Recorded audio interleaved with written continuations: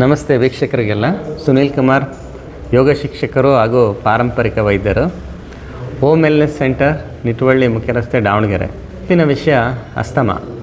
ನಿಮಗೆಲ್ಲ ಗೊತ್ತಿರ್ಬೋದು, ದಮ್ಕೆ ಸಾಥ್ ನಿಕ್ಲೇಗ ಅಂತ ಹೇಳ್ತಾರೆ. ಅಂದರೆ ಒಂದು ಸರಿ ಅಸ್ತಮ ಏನಾದರೂ ಬಂದರೆ ಅದರಲ್ಲೇ ಅವ್ರ ಜೀವನ ಆಗುತ್ತೆ, ಅದರಲ್ಲೇ ಕೊನೆಗೆ ಮುಕ್ತಿನೂ ಸಿಗುತ್ತೆ ಅಂತ ಹೇಳ್ತೀವಿ. ಅಂದರೆ ಲಂಗ್ಸಿನ ಸಮಸ್ಯೆ ಅಷ್ಟೊಂದು ಆಗ್ತದೆ.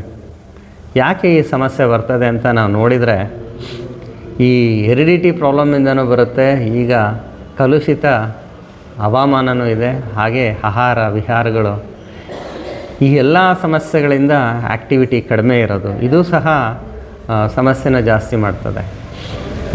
ಇದಕ್ಕೆ ತುಂಬ ಯೋಗದಲ್ಲೂ ಸಹ ಸುಲಭವಾದ ಪರಿಹಾರ ಇದೆ, ನಮ್ಮ ಆಯುರ್ವೇದದಲ್ಲೂ ಸಹ ಸುಲಭವಾದ ಪರಿಹಾರ ಇದೆ.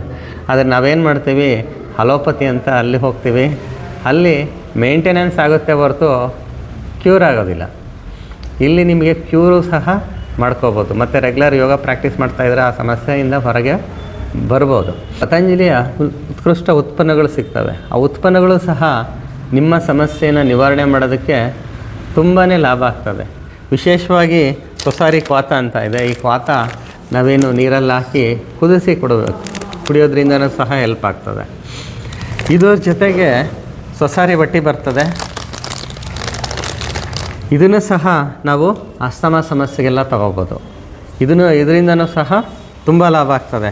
ಇನ್ನು ವಿಶೇಷವಾಗಿ ಹೇಳ್ಬೇಕಂದ್ರೆ ಸೊಸಾರಿ ಗೋಲ್ಡ್, ಇದು ತುಂಬ ಅದ್ಭುತವಾದ ಪರಿಣಾಮ ಬೀರುತ್ತೆ. ಆದರೆ ನೀವು ಈ ಔಷಧಿಗಳ ಜೊತೆಗೆ ಸಿಂಪಲ್ಲಾಗಿರೋಂಥ ಯೋಗಾಭ್ಯಾಸಗಳಿರ್ತವೆ, ಅದು ಮಾಡೋದ್ರಿಂದ ಲಾಭ ಆಗ್ತದೆ.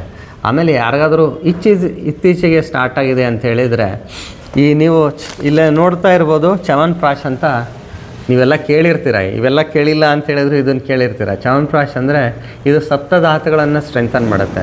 ಬರೀ ಅಸ್ತಮ ಸಮಸ್ಯೆ ಇರೋರಷ್ಟೇ ಅಲ್ಲ, ಯಾವುದೇ ವೀಕ್ನೆಸ್ಸಸ್ ಇದ್ರೂ ಸಹ ಇದನ್ನು ನಾವು ತಗೋಬೋದು.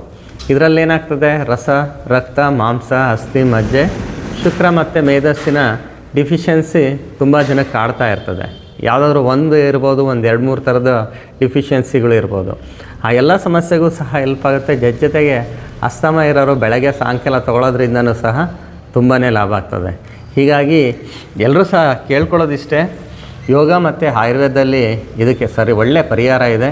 ಇದ್ರ ಜೊತೆಗೆ ನಾವು ಯೋಗದಲ್ಲಿ ಯೋಗಾಸನಗಳಂತೂ ಎಲ್ಲ ಮಾಡ್ತಾಯಿರ್ತೀವಿ. ಅದ್ರ ಜೊತೆಗೆ ನಾವು ಈ ಷಟ್ಕ್ರಿಯೆಗಳು ಅಂತ ಮಾಡ್ತೀವಿ. ಅದರಲ್ಲಿ ಹೋಮನ ಕ್ರಿಯೆ ಅಂದರೆ ಉಪ್ಪು ನೀರು ಕುಡಿದ್ಬಿಟ್ಟು, ಸ್ವಲ್ಪ ಬಿಸಿಯಾದ ಉಪ್ಪು ನೀರು, ಬೆಚ್ಚಗಿರೋಂಥ ಉಪ್ಪು ನೀರು ಕುಡಿದ್ಬಿಟ್ಟು ಒಂದೇ ಸರಿ ವಾಮಿಟ್ ಮಾಡೋದ್ರಿಂದ ಅದನ್ನು ಸಹ ಕಫ ನಾವು ಕಡಿಮೆ ಮಾಡ್ಕೋಬೋದು.